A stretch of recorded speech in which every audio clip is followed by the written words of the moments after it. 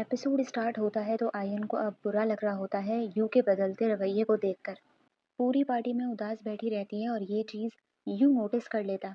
इसीलिए उसके पास खुद आता है और अपना क्लिप उसे दे देता है कि तुम्हें ये पसंद था ना, तो तुम अब ये रखो। वो खुश हो जाती है कि शायद वो इससे अब सही हो गया है, इसीलिए आ रहा है बात करने के लिए। मगर ऐसा नहीं होता। वो उससे सिर्फ अपने रूड बिहेवियर के लिए माफी मांगता और कहता है कि अब मैं तुम्हारे घर में नहीं रहूंगा, मैंने अपना सामान पैक कर लिया है कि अब से मैं लौंडा के साथ रहूंगा। वो बेचारी बस उदास खड़ी उसे देखती रह जाती है और वो चला जाता है। उसके बाद पार्टी खत्म हो जाती है, ये लोग सारे वापस घर जा रहे होते हैं। तो यू आयन को इग्नोर करके लौंडा के साथ गाड़ी में बैठ जाता है। वो रोती हुई अपनी दोस्त के साथ वापस घर आ जाती है और बहुत रो रही होती है कि वो क्यों चला गया, मेरे साथ ऐसे बिहेव क्यों कर रहा है। और सोच रही होती है कि कहीं उसको मेरी कोई बात तो बुरी नहीं लग गई। दोस्त उसे समझाती है कि जाने दो उसे और अपनी लाइफ पर फोकस करो। तुम्हें अभी ही पहली बार राइटर बनने का मौका मिला है, उस पर फोकस करो। तो अयन फौरन बात मान लेती है और कहती है कि ठीक है, मैं काम पर फोकस करूंगी। मगर दूसरे दिन जब वो फिल्मिंग साइट पर आती है और उसे अपनी को एक्ट्रेस के साथ बातें करता हुआ हंसता हुआ देखती है, तो सारा फोकस उसका हटने लगता है और जेलस होने लगती है। इतने में लौंडा आकर आयन के साथ बैठ जाता है, दोनों को बातें कर रहे होते हैं। तो इन दोनों को साथ देखकर यू जेलस होना शुरू कर देता है जैसे ही उसकी नज़र इन पर पड़ती है। और इसकी जेलसी बिल्कुल हटकर होती है कि बर्दाश्त ही नहीं कर पाता दोनों को साथ, और उठकर उनके पास आने लगता। और आते ही लौंडा को ऑर्डर देने लगता है कि जाओ मेरे लिए कॉफ़ी लेकर आओ। जेलसी में बस रूप झाड़ा होता है। ये बात आयन को अच्छी नहीं लगती और वो तो वैसे ही इससे गुस्सा होती है, इसीलिए पानी उठाकर उसके मुंह पर मार देती है कि वो हैरान हो जाता है। और लौंडा को लगता है कि भाई ये तो मेरी साइड ले रही है, तो वो अलग खुश हुआ होता है। आयन की मुलाकात लौंडा की मदर से हो जाती है।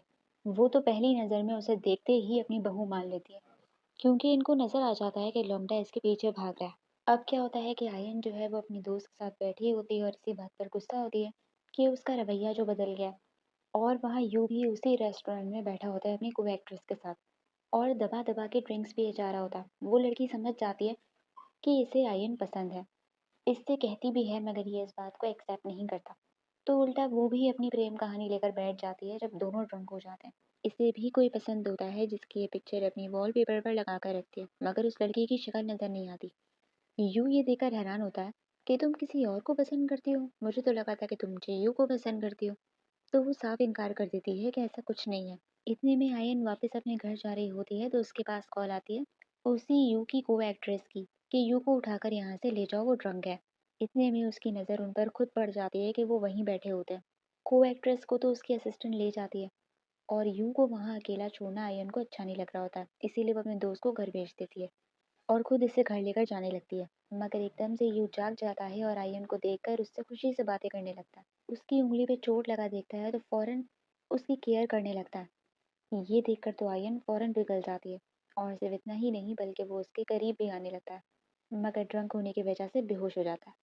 आयन इसे चीयू के घर पर लाकर छोड़ती है और उसका थोड़ा ख्याल रखे वहां से चली जाती है। दूसरे दिन सुबह जब यू की आँख खुलती है तो लौंडा उसे बता देता है कि तुम्हें यहाँ पर आयन लाई थी और उसने तुम्हारा ख्याल रखा। दूसरी तरफ जिनायन जब सेट पर होती है तो वहाँ पर एक लड़के की एंट्री होती है और पता चलता है कि वो और कोई नहीं, इसका भाई होता है। ये अपने भाई से नाराज़ हुई भी होती है कि तुम इतने दिनों से कहाँ थे, तुम्हारी कोई खैर खबर मुझे नहीं थी। तो इसका भाई इसे मना रहा होता है, इसे गले लगा रहा होता है। इतने में चीयू जब ये सीन देखता है तो उसे गलत लगता है कि शायद आयन के साथ कोई बदतमीजी कर रहा है। तो वो गुस्से में आकर उसके भाई को कूट देता है। आयन उसे रोकती है और उसे बताती है कि ये तुम क्या कर रहे हो, ये मेरा भाई है। और इतने में आयन के भाई के पास को एक्ट्रेस भी आ जाती है, जिससे पता चलता है कि जिस इंसान को वो पसंद करती थी वो इसका भाई था। मगर आयन का भाई इसे पसंद नहीं करता और काफी बार इसे इनकार कर चुका है। अब दूसरी तरफ क्या होता है कि लौंडा आयन को अपने साथ किसी फेस्टिवल में जाने के लिए मना लेता है और दूसरे दिन खुशी खुशी उससे मिलने के लिए जा रहा होता है।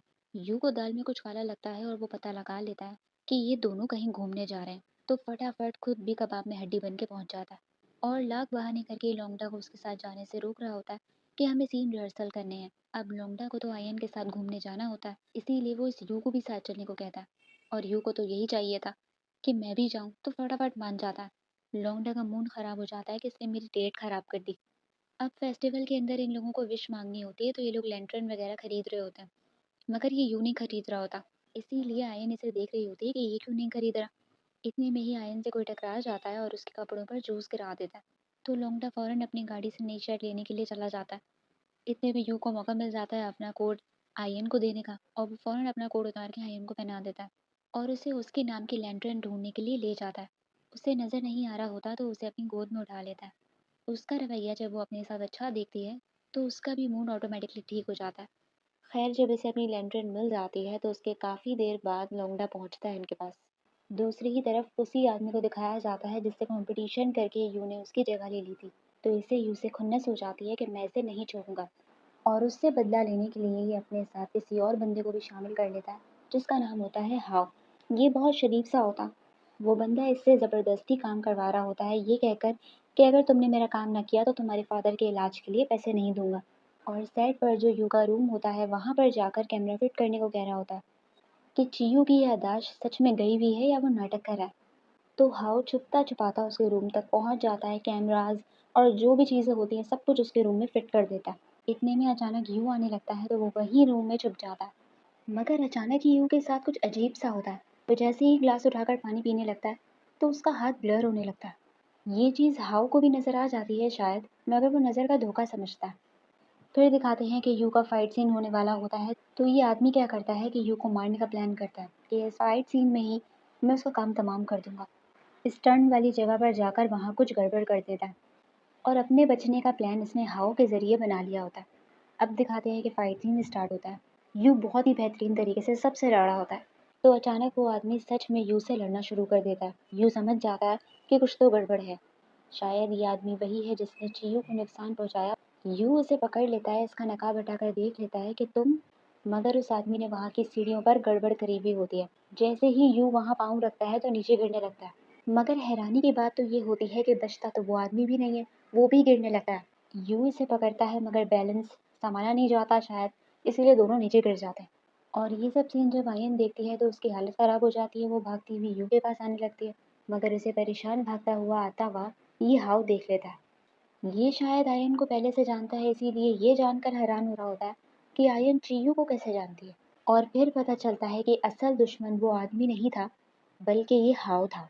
इसी ने ही चीयू पर हमला किया था और इसे पानी में फेंका था। ये शायद अपना कोई रिवेंज ले रहा था क्योंकि ये टाओ का दोस्त होता है और इन दोनों की दोस्त वो आयन होती है। इसीलिए ये हैरान हो रहा होता है कि आयन चीयू को कैसे जानती है, और अगर वो जानती है तो उसने हमें कभी क्यों नहीं बताया। और जब यू चीयू बनकर इंडस्ट्री में वापस आया तो इसका खून खौल जाता है कि मेरा रिवेंज अभी भी अधूरा है। इसीलिए इस हाव ने उस आदमी का इस्तेमाल किया चीयू को नुकसान पहुंचाने के लिए। उस आदमी के सामने इनोसेंट बना रहा जैसे कि उस आदमी की सारी प्लानिंग हो, मगर अंदर ही अंदर सारी प्लानिंग इसकी खुद की होती है। यही उसे भर रहा होता है ताकि वो चीयू से बदला ले। और इसी ने ही उस आदमी को नहीं बचाया ताकि चीयू के साथ साथ ये भी जाए। वहाँ यू को हॉस्पिटल ले जाया जाता है तो सबसे ज़्यादा परेशान लौंडा हुआ होता है। आयन देख के समझ जाती है कि कुछ तो गड़बड़ है और इससे पूछती है कि मुझे सच बताओ कि ये सब क्या चक्कर है।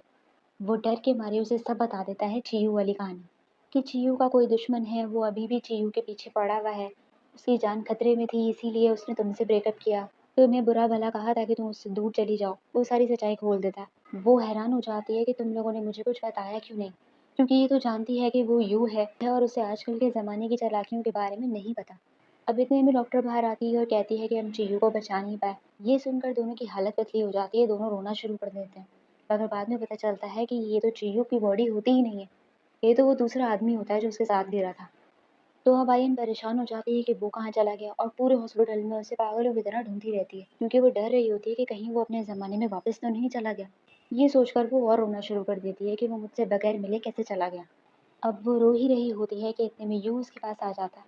वो दूसरे रूम में शिफ्ट था। उसे देखकर वो उसे गले लगाकर रोना शुरू कर देती है और इन दोनों के बीच की मिसअंडरस्टैंडिंग्स खत्म हो जाती हैं। वो उसे कहने लगती है कि तुम मुझे छोड़कर कभी मत जाना। और यहीं एपिसोड ख़त्म हो जाता है। तो आप लोग मुझे बताइए आप लोग को एपिसोड कैसी लगी। लाइक कीजिए, सब्सक्राइब कीजिए और कमेंट भी कर लीजिए। Thank you so much.